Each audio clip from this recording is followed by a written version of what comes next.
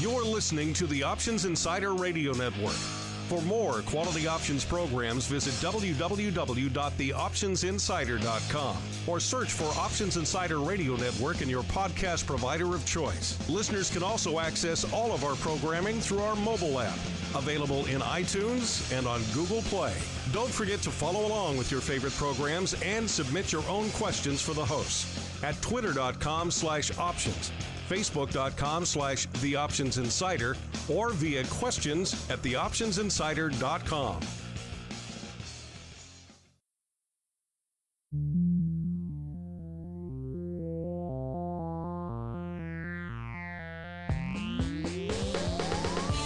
Join us now for the expert source for inside information on the options markets.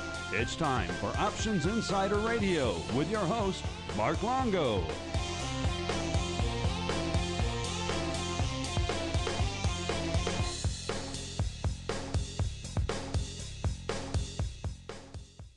All right, everybody, that music means it's time once again for Options Insider Radio, the interview program here on the old network where we welcome on guests from throughout the world of options and derivatives and proceed to pick their brains for the benefit of you, the listener. My name is Mark Longo from, of course, the aforementioned network, as well as, of course, the optionsinsider.com. And if you haven't done so already, make sure you upgrade wherever you're listening to this. Could be iTunes, could be our website, could be our mobile app. Wherever you get this fine program, make sure you grab the full network feeds. You get everything, not just our interviews, but our Volatility Views program, Option Block program, the Advisor's Option, Trading Tech Talk, all the good stuff, daily news, about a dozen shows we have coming at you here on the Options Insider Radio Network. We will keep you busy with options content, if nothing else. And joining me on the old Options Insider Radio program, yet another newcomer to the show, and indeed to the network. He is John Kinahan, the CEO over there at Group 1 Trading. John, welcome to the Options Insider Radio program. Thanks very much, Mark, and thanks for having me. And John, as we are wont to do with all of our first-timers here on the old network, why don't you go ahead and give our listeners a little bit of an overview of your background in the options markets and how you found your way over to run in Group 1? Sure, happy to. So I came to work for Group 1. Actually, it was my first job out of college. And so I came to work for the firm in 1998, and I went through our training program. I was a market maker at Group 1 for about 10 years, and then I moved into a role on our risk management desk, managing the firm's risk, and then I moved into my current role in 2014. I like that. Succinct, to the point. Well done, sir. We have people sometimes have to show as they introduce themselves, so it's nice to have someone get to the point. But it sounds like you and I had similar starts around the same time.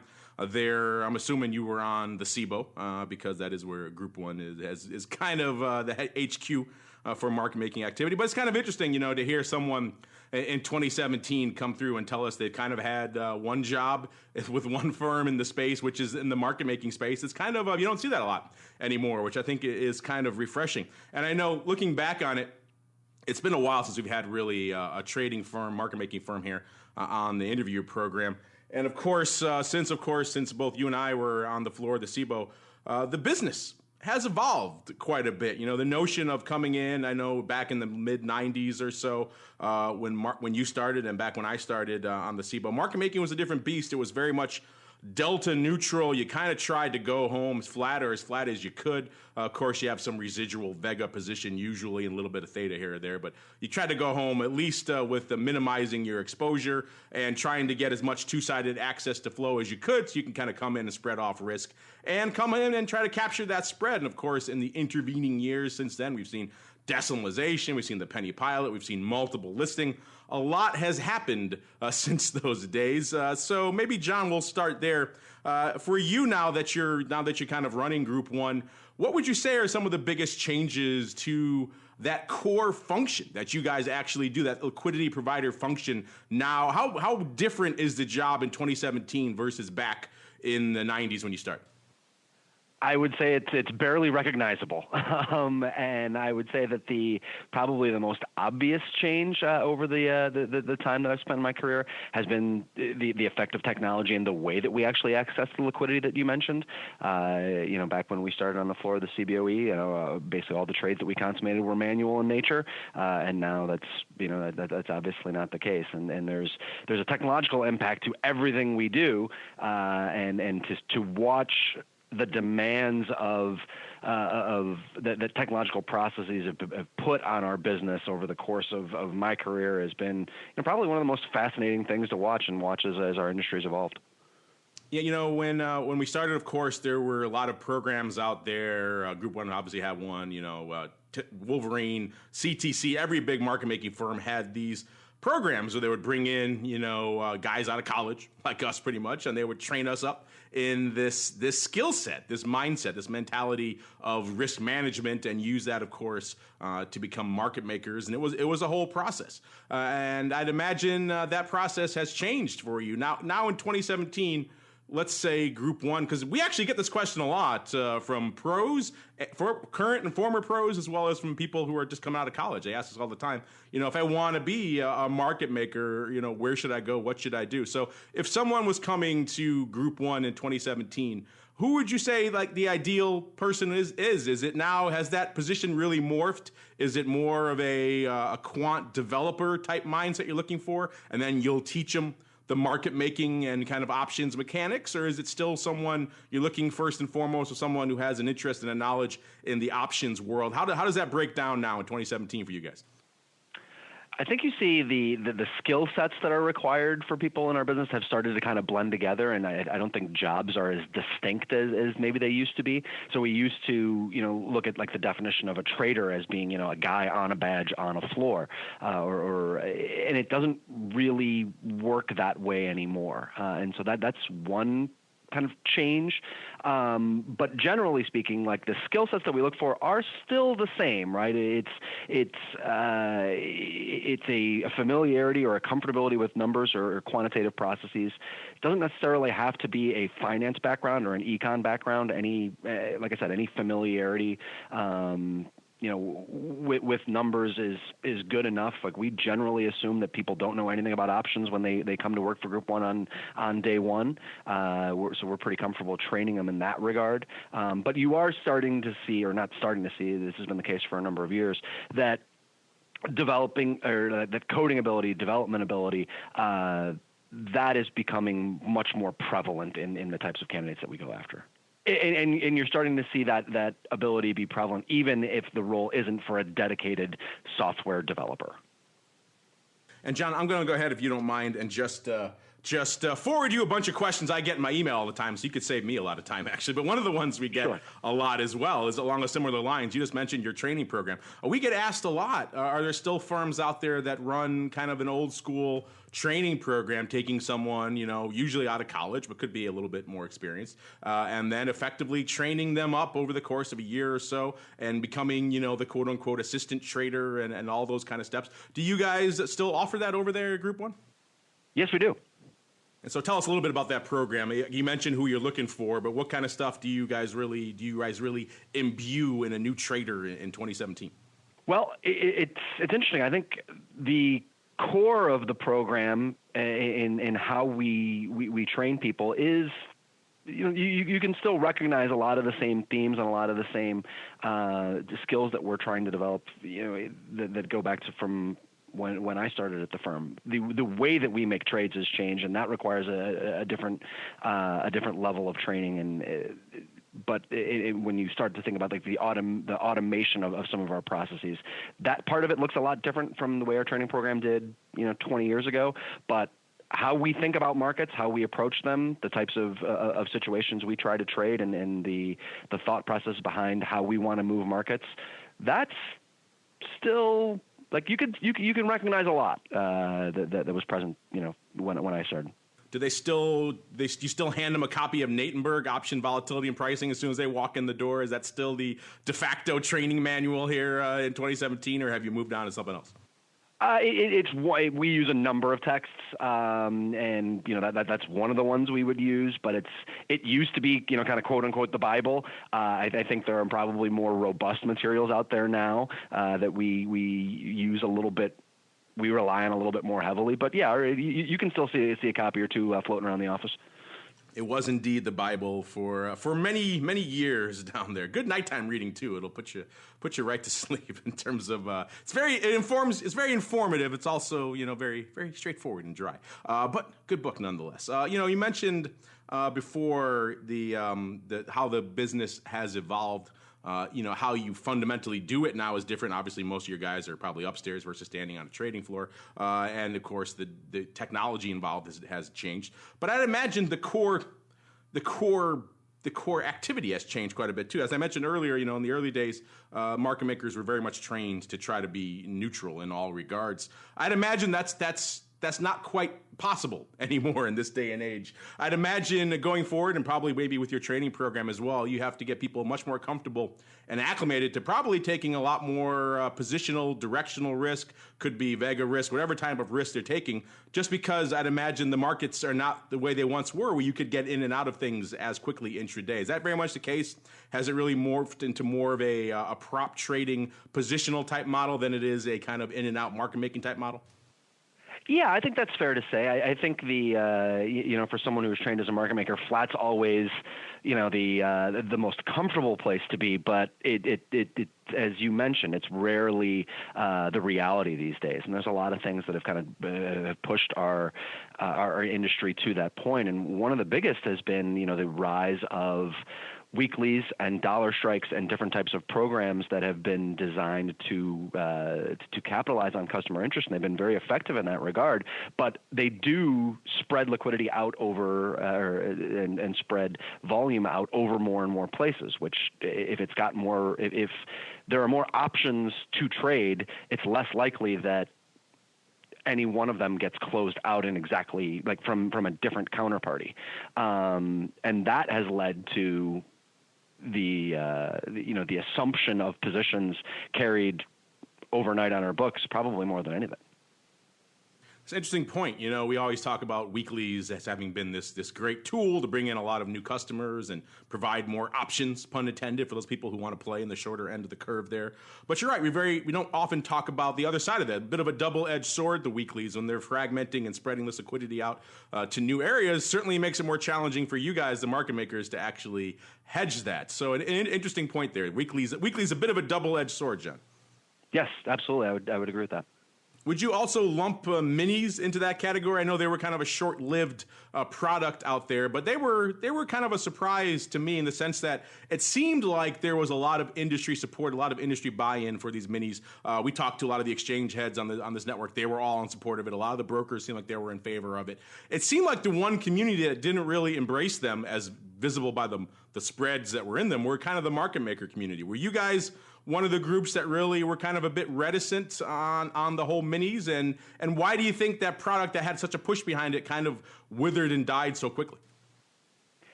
I don't really know. It seemed to me that that the product was aimed to address what I would imagine is a real need, and I don't really know why it failed to develop much traction. As for your comment about the if market widths weren't really there to support the product, in a way, it almost becomes a chicken or the egg problem. Like a lot of market making firms, Group 1 included, looked for some degree of activity before they really lay a deep and tight market. If that doesn't happen, then that deep and tight market doesn't get laid, and therefore the volume doesn't generate. And so I don't know which side of the equation really failed, if it was the chicken or the egg, but I do know you need them both. And I'm not really sure what happened in that case. As you mentioned, I think the product had potential and it had support, but for whatever reason, it never really took off. Yeah, you're right. I think a lot of it goes back to what we were saying before, hedging. There was not a lot of volume, not to really end hard. There were weird size lots, kind of hard to hedge with the big contracts. A lot of things were behind the scenes going wrong with that product, which seems to contribute to the sudden demise of it. Which, ironically, I've heard some people mentioning it to me again that maybe they want to bring those back. I don't think it's going to happen, but interesting times for the minis. And we don't get a lot of specialists, a lot of market maker firms on the network, so it's good to put these questions, because the exchanges are always pointing the finger at you guys and the brokers. So I thought I'd give you guys a chance to turn the tables on them. Speaking of market making firms, the specialist firms out there, there are fewer of you guys every year. Group 1 kind of unique in the fact that you guys have managed to survive for several decades now and still remain a leading presence in the liquidity provider community. We, of course, very recently we saw Petterfee shutting down, or I guess selling his Timber Hill division, one of the more recent departures from the space. So it seems like in aggregate we see a lot more headlines of firms leaving the space than of entering the space. Why do you think that is in 2017, now going into 2018? Why so many firms, some of them who have storied legacies in the business, why do you think there are so many firms getting out of your business, John? Well, I think it's a combination of a couple of things. I think the cost structure that that our industry has kind of arrived at via an equilibrium is a difficult hurdle to clear. We talked about the effect of technology in our business. It's obviously had a huge impact, but it is also a very expensive thing to continue to maintain and continue to build. And so that's created a high level of fixed costs in our industry that, like I said, isn't always that easy to clear. And then I think, and there are other examples of the cost structure in our industry, like compliance has become a huge cost center for a lot of market making firms as well. And then you're faced with a challenging revenue environment as well. Relatively flat volumes, relatively low volatility, combining for some pretty tight markets to be laid out there. And those are generally not the types of conditions that are particularly lucrative for market makers. So if you get hit on the cost side and you get hit on the revenue side, it makes for a difficult business environment. And the thing you have to remember is that like the activity of market making is very risky, and there needs to be a return commensurate with that risk. Otherwise, capital leaves the business, and I think that's some of what you're seeing. Now, John, let's say you're in the driver's seat for 2018. You're the captain of the options industry. What changes would you like to see made in terms of specifically what we're talking about? To incentivize firms to remain in the specialist business, or perhaps even incentivize new firms to enter the space. I know you don't want new competitors, but on the flip side, though, it's a good thing to have a healthy, robust liquidity provider ecosystem there. So what can we do in 2018 as an industry to really stabilize things and maybe incentivize firms to return to the fold that they've left? So I mentioned, kind of both sides of the ledger. I think the revenue problems are harder to fix, but I think there are things that we can do on the cost side of the ledger as an industry that might serve to lower the barrier to entry and bring some competition to the marketplace. Because even though it might sound somewhat counterintuitive, I do think it's important for the market making community to be a robust player in our marketplace, even if that does necessarily mean new competition. As for what specifically we can do on the cost side, the one thing that probably gets most often pointed to is to address the number of strikes that are listed. There are so many of our strikes that approaches in the 900,000s that don't trade, and quite frankly have been listed unrealistically and aren't going to trade. Developing some sort of mechanism that exchanges can agree on to delist the things that we don't think have a very high likelihood of trading does two things. It reduces our costs, but it also reduces the amount of risk that we take as market making firms. Every quote out there is a potential source of liability. The fewer quotes out there that are disseminated that aren't going to result in a trade helps a market making firm.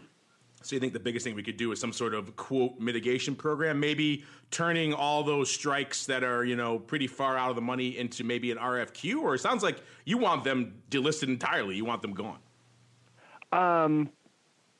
I think either one either solution would help. The delisting entirely, I think would have the bigger impact. As for if that's the biggest thing we can do as an industry, I think that's probably the lowest hanging fruit. I think that's the source where that's the type of problem that has the most widespread agreement that, this probably isn't doing us any good as an industry and may very well be harming us.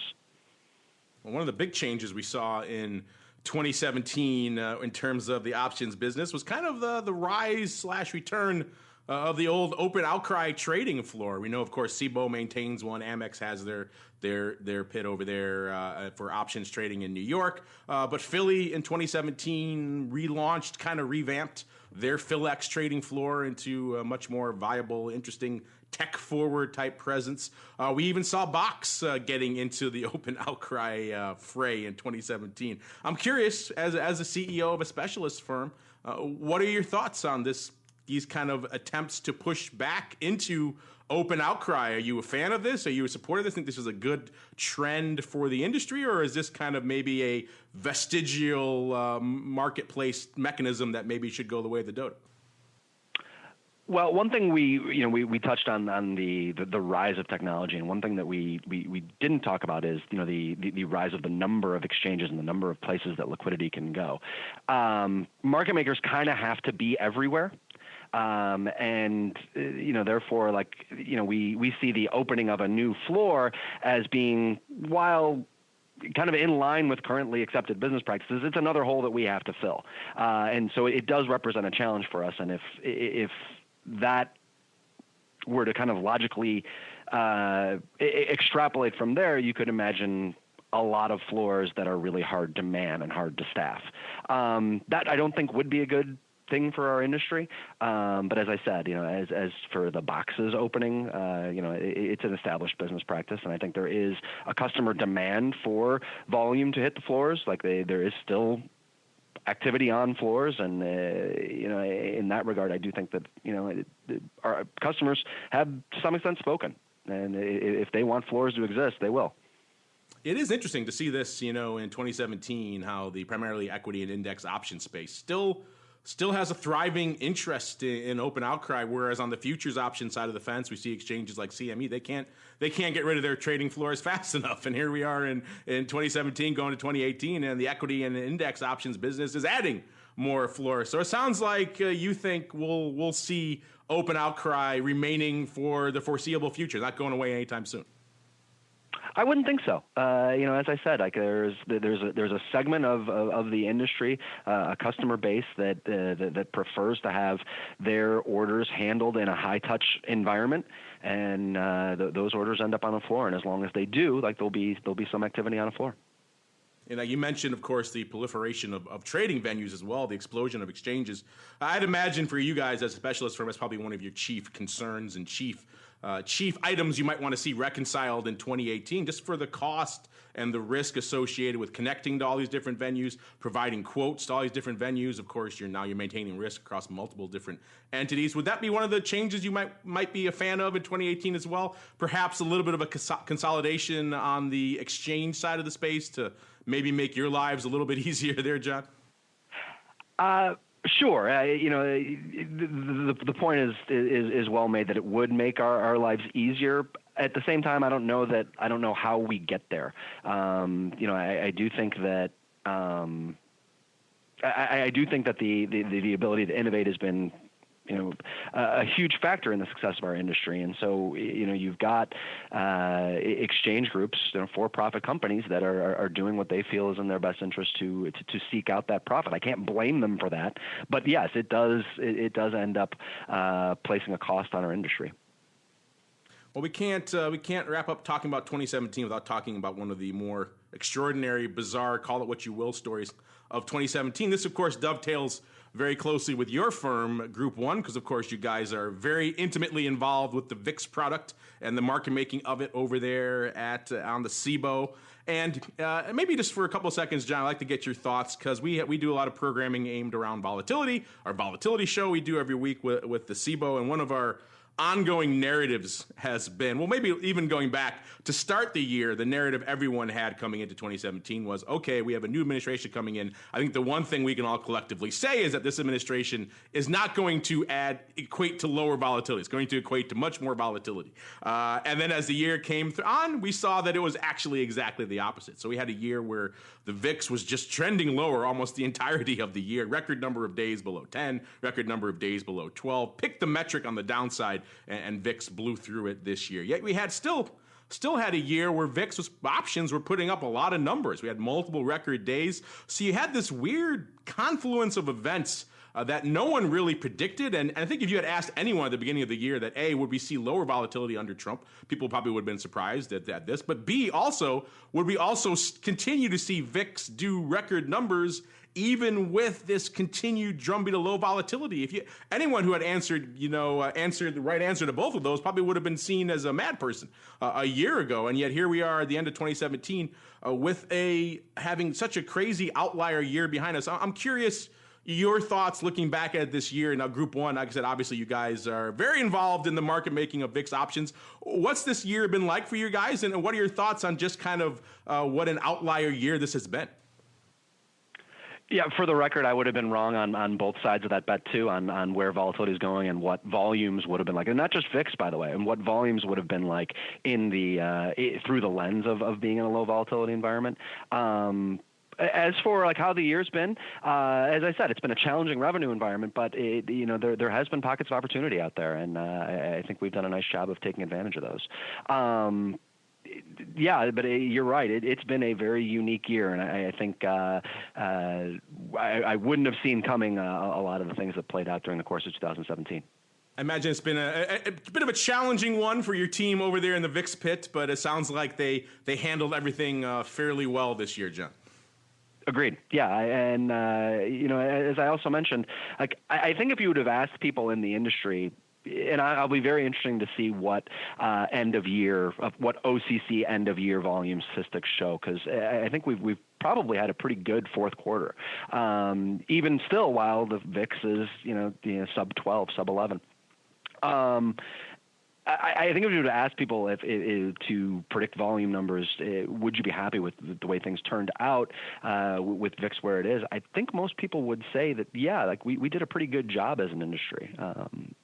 I think in that regard, I've been pretty pleased. You're right, because even as recently as May, so almost midway through the year at the big options industry conference, it was a pretty dire tone at that event. And we talked to a lot of heads of exchanges, brokerage firms, trading firms, all of the above vendors. And I'm hard pressed to think of any of them that were optimistic going into May, looking at the volume the volume was stabilizing, but the volatility was trending down. And a lot of people were very concerned about what this year was going to be, where the volume was going to come from. How do we get retail back into the space? How do we continue to get any volume with VIX continuing to erode? It was very dire. And I think if you had asked anybody back in that time frame in May that we'd see VIX continue to erode, and yet we'd put up the numbers that we did, because you're right, looking back at the numbers are not done yet for the year, but it's looking like a fairly robust year, all things considered. I don't think anyone, even as recently as May, John, would have predicted this. So you're right, it's kind of been a surprising year on a number of fronts. Would you agree?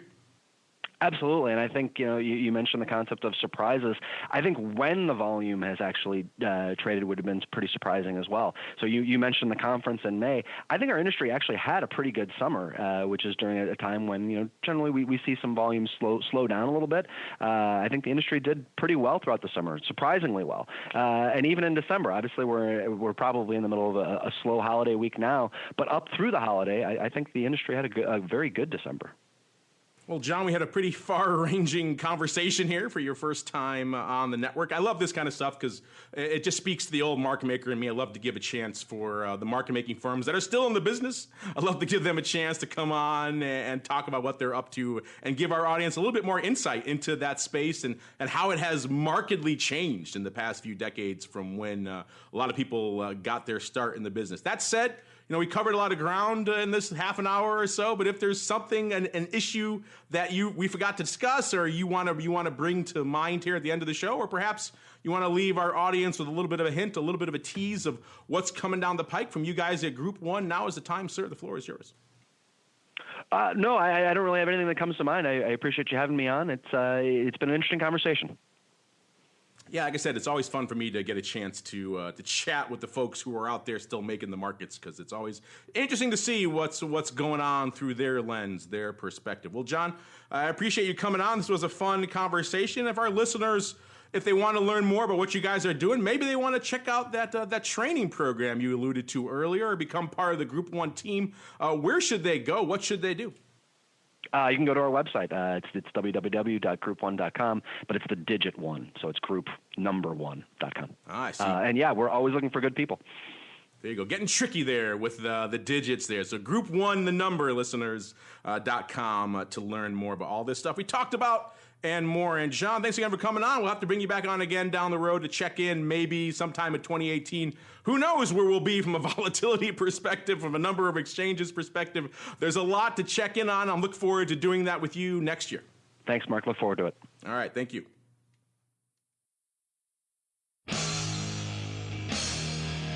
The preceding program was a production of the Options Insider Radio Network. For more quality options programs, visit www.theoptionsinsider.com or search for Options Insider Radio Network in your podcast provider of choice. Listeners can also access all of our programming through our mobile app, available in iTunes and on Google Play. Don't forget to follow along with your favorite programs and submit your own questions for the hosts at twitter.com/options, facebook.com/The Options Insider, or via questions at theoptionsinsider.com.